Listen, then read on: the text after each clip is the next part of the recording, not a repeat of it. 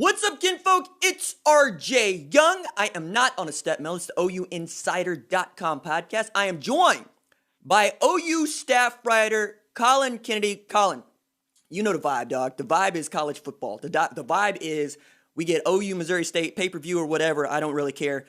Tomorrow, which is a day that I never thought would come. What are you looking forward to most about tomorrow, dude? Just the sights and the sounds of college football on my television. It's going to be weird, actually. I keep thinking about this. So it's the first time in a while that I'll be just watching an OU game from my television. Normally, obviously, I'm down on the field, and while that's seemingly a whole lot of fun, I will not be sweating near as much, and there will be an easier access to the fridge. So I'm excited, man. I actually got a Big 12 preview dropping tonight or later today, so stay tuned for that. I'm really excited about that. And then, obviously, we're not too far away from kickoff, so it just feels so good to be here. I want all the college football vibes. Yeah, man. I put together a rundown of sorts, but there were a couple of topics that I just wanted to get to, like, off the top. Like, an interesting question that was posed to me: will a top 25 team lose tomorrow? And I immediately circled Iowa State and Louisiana, because I, am reminded that Louisiana went 11-3 last year, and they returned most of that squad. And I'm just intrigued by it. I'm really fascinated by that as a game. One, to see if Brock Purdy can bring back the goods, to see if all of this buzz that Iowa State is getting as like a college football playoff contender, not unlike Miami for some, like that shocked me last week that Kurt Herbstreit was like, yeah, Miami seems like they could get there. And then I watched the Miami game last night, and I'm going, I don't know, man. You guys are letting the Conference USA team just hang. And then they're like, watch this, RJ. We're going to rush for over 300 yards, and we're not even going to have to throw the ball around. So, like, do you have any of those? Do you have a prediction of sorts or a game that you're looking forward to outside of OU Missouri State? I mean, obviously, we've had a couple taken away from us, so that's been kind of a bummer. I was really looking forward to TCU SMU being a Dallas-Fort Worth kid, and then the Baylor-Louisiana Tech game was also another slated scheduled slot that I really wanted to watch. I mean, Baylor obviously coming into the year with Dave Aranda, Charlie Brewer. Louisiana Tech's usually a really good group of five school. I was pumped about that game. There are some decent ones. I mean, I think overall, though, this is just kind of a scrimmage exhibition weekend, if you will, even with some of the bigger names. I mean, Notre Dame playing Duke, Clemson playing Wake Forest, some teeter-totter level of competition, but in the end, man, it's college football. And I think really you kind of have the one headliner that I just won't wait to have at 11 a.m. on my television: Iowa State playing ULL. I mean, I don't know if I can still call them Louisiana yet. That just feels weird to me, but I do think it's a really good football team, and they're definitely going to give the Cyclones a challenge. No, man, I heard Al Michaels say Louisiana State University on the broadcast last night as Clyde Edwards-Helaire goes for like a $128 on like 25, just being who he is. And I'm like, man, you're the only person ever to call them Louisiana State University. Like, you got to go back to the 50s for that. And then, you're talking about Iowa State and ULL. Arkansas State and Kansas State got flexed to the 11 a.m. slot because Baylor and La Tech got postponed. So I'm probably going to have my eyes on that game just because Oklahoma plays Kansas State September 26th, and it's going to be the second time that Arkansas State is on national television in 2 weeks. Blake Anderson and the Red Wolves got to be feeling a little bit awesome about that. Al Green's alma mater, stand up.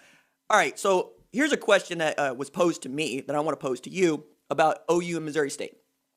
How do you feel about the size of the receivers and tight ends on the Missouri State roster? They go 6'4", 6'5", tight end at 6'7", and then, of course, Jaden Johnson is the four-star transfer quarterback from USM. I'm looking forward to seeing him, except, maybe not against Oklahoma, but the dude can spin it. Like in high school, he was really great.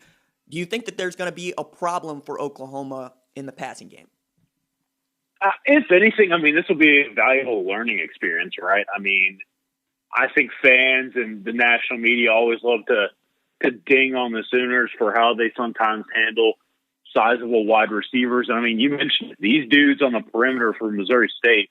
They're big. I mean, I was stunned going through this depth chart: 6'5", 6'4", 6'3", 6'7", 6'4". I mean, the list goes on and on. There's going to be some big-time perimeter threats, and I think Oklahoma obviously has the talent advantage, but this will be a good opportunity to get to know how to handle some of those larger receivers on the outside. And I think Parnell Motley was a guy, even though he wasn't the biggest dude, that you felt comfortable matching up with them. And I mean, he proved it. TJ Vasher got locked down. I think going into this year, I mean, how will Tre Brown, how will Jaden Davis, how will Trey Norwood handle themselves against these big framed wide receivers? I think that's going to be something to watch on Saturday. It's not a primary concern, if you will, because the ball still has to be dispersed to these wide receivers. But still, I think we're going to be able to learn something about how these things are handled. Absolutely agree. I think that if you're able to exploit a height advantage against Oklahoma, as FCS Missouri State, who went 1-10 last year with a loss to the same South Dakota team that Oklahoma stomped a mud hole in and walked dry, I'm going to give that to you, right? If that's something you can exploit, you're a much better football team than I thought you were, and Oklahoma's a much worse football team because it's not just FBS versus FCS. It's the number 5 team in the country versus a team that has a first-year head coach, a first-year quarterback, and a bunch of, scrappy kids. But again, they know what it is. Like, it's no secret that this is a pay game for them. So if they're able to cover the spread, I'm going to be amazed, right? We'll talk about that a little bit later on.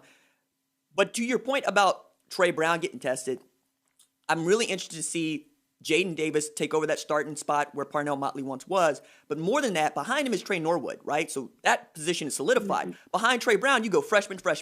You go Joshua Eaton, Kendall Dennis. I wonder if for whatever reason Tre Brown is hurt or they would choose to pull him out, do you leave the true freshman in and try to get those snaps in, or do you move Trey Norwood over there because he hasn't played football in a year? How do you think Grinch might actually mess with the depth chart, provided they can put together a nice lead to start the game? Yeah, that's kind of what I'm fascinated to watch as well, is how these defensive backs are utilized. Because, look, I think we all kind of know what we're in for. Basically, everyone's getting playing time on Saturday. So how does Alex Grinch go about that rotation that he really covets? I think I'm expecting Trey Norwood to kind of be eased back into the situation, and I wouldn't blame Grinch if he's a little bit cautious with the guy because, look, he's an incredibly valuable player. And sure, right now he may be listed as a backup corner, but maybe he is a starting caliber corner who just hasn't really settled in yet. No, we also have to remember that guy can slide anywhere across the defensive backfield, play safety, play nickel.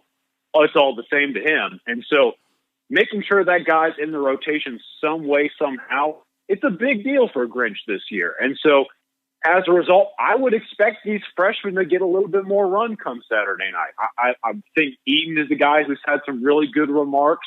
Kendall Dennis, obviously, it was a big-time get for them out of Florida, that speed that they really covet. And then who knows what else is going to happen when it comes to how these DBs will be swapped. I mean, the nickelback position with Jeremiah Cradell, I would assume they'd really want to get that guy some opportunities in games after he was kind of limited with that redshirt year a season ago. So, again, a lot of guys are going to see the field this weekend, but I would assume that the younger guys err on the more side of opportunity as Grinch tries to make sure that his seasoned veterans and really pivotal players are maintaining some health, especially in these kind of crazy times.